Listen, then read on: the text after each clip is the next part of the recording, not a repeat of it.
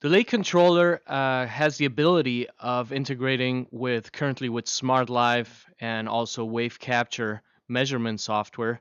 And this gives you the option of putting a measurement microphone in the room and actually EQ everything directly from the lake controller. It overlaps with SMAART Live or wave capture using a plugin called Lake Analyzer Bridge, which sends all the data from one software to the Lake controller. So what I'm going to do is I'm going to unmute the input here. And let's start by soloing the lows. I can solo the lows or have the entire system.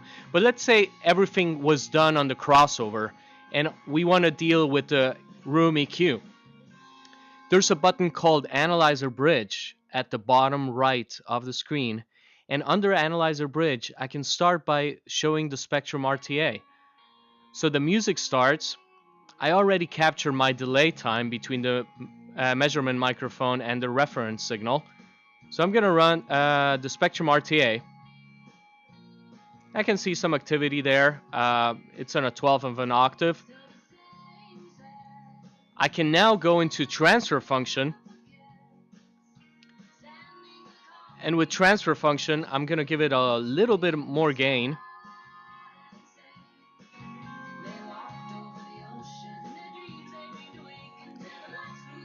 And I can see my coherence on the top, my measurement in the middle, and my phase plot at the bottom.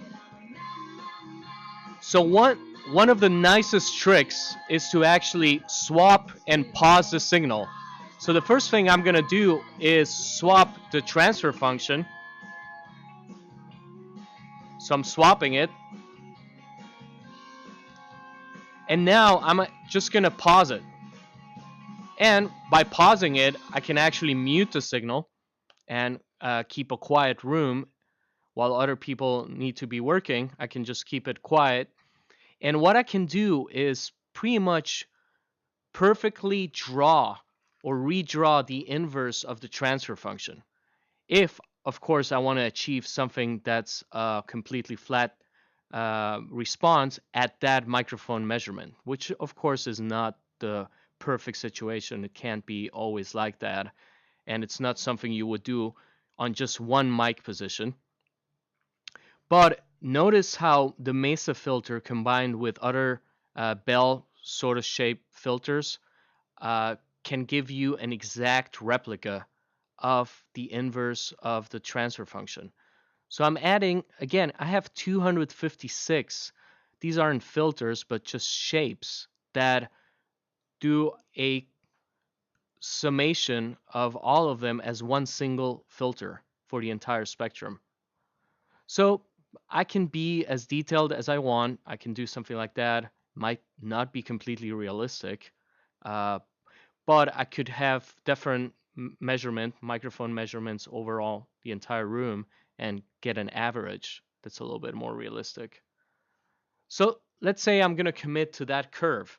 So what I can do now is I'm going to run audio again. I go back to my EQ, go back to Analyzer Bridge, unpause it, and on the transfer properties, I'm going to swap the phase.